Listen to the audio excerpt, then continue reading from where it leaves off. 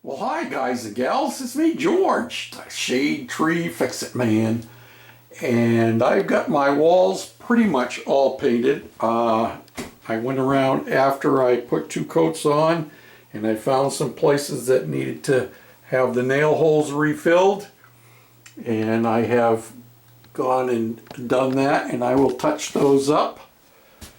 And now I'm getting ready to do my crown molding, and I thought you might enjoy seeing how I measure and how I fit my crown molding. Crown molding and base molding are basically the same, except crown molding is up at the top and baseboard molding is down at the bottom. And the measurement is the same. You always take, when I do this job, the way I learn to do it is take all my measurements, because everything you're going to cut needs to be from point to point. And so I'll start here and I'll take my measurement across here, and then I'll take my measurement from there back to here, and from there across to there. Look out for that light, it blinds you, and there all the way down to there.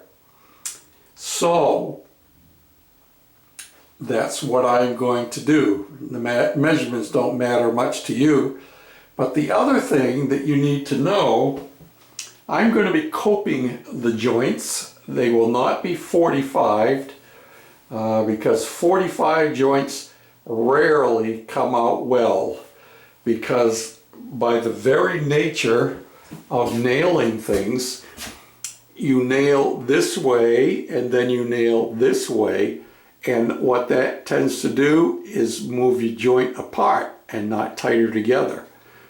So when you're laying out with a cope joint, you're actually cutting one with the profile of the face of the piece going across this way. So my first piece that I'm going to cut is going to be an easy one, because it's just square cut on both ends. And sometimes you start on one end and you work your way around and just keep going right around. In this case, I'm not going to. The reason being that the normal place to look when I walk into this bathroom, and it would be the same principle for you if you're doing a bedroom, you look at the wall that you're going to see the most in the first when you walk into a room, because that's what you're going to notice. So these 2 corners are the ones I'm going to notice the most. And the only time I might look up at these is when I'm walking out, and that's not even likely to happen on this side, especially because it'll be behind the door when I'm walking out, and our towel bars will be along this wall, so there'd be no reason to be looking up. But as I walk in, your tendency is going to be looking up, especially once you get your shower door and so forth in place. So for that reason, I want my coat joints to go in this way on both sides. That way my shadow line is almost invisible from this perspective. And I'll show you exactly what I mean when we start putting the pieces in place. And I'll also show you how to cope a joint. I actually did a video on coping a corner, 2 or 3 years ago now, but it was a very simple molding.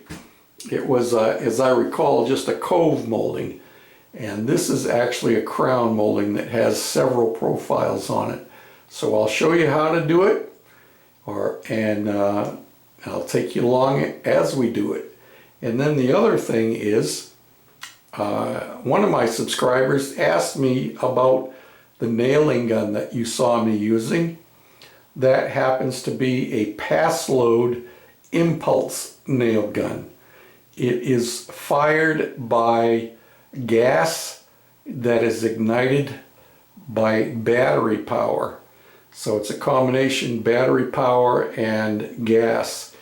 And I will show you that and demonstrate it again so you can see how exactly it works. So hold on to your hats, because here we go. This is my pass load impulse gun, and as I was telling you earlier, it is battery actuated. Here's the battery here, and also it is fueled by a fuel cell which goes in here, gas like that, and one actuates the other.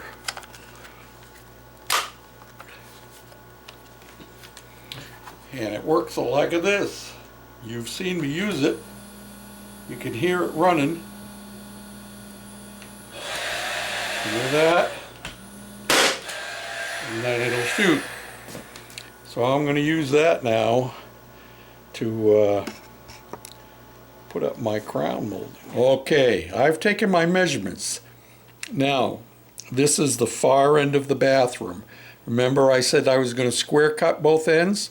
So I have my measurement, 52 and 13/16, and I have a square here and a square there. That means it's square cut on both ends. And this one here is 95 1/4. It is a right cope, see that, and square. The one on the opposite wall, 95 1/16, it is a left cope and the square. That means I'm coping it against this here and against this here on both sides, and the opposite ends are square on both ends. Then my last piece down here at the bottom, and I'll flip it upside down so you can read the numbers. This one, 53 3/16, it's a left cope and a right cope. It's going to have to be coped on both ends, so I got to be extremely accurate. When you get a square on one end, your cope can kind of cover up for you. But when you got cope on both ends, it's got to be exact, so it slides into place just like it was made for, which it is, of course. So that's how you do your measurements. And now for me to go and cut my pieces, I can actually cut them all before I even come back in here. I don't have to put one piece up and measure it, cut another piece and bring it in, and you measure them all once and you cut them all and bring them in. And so let's get to it.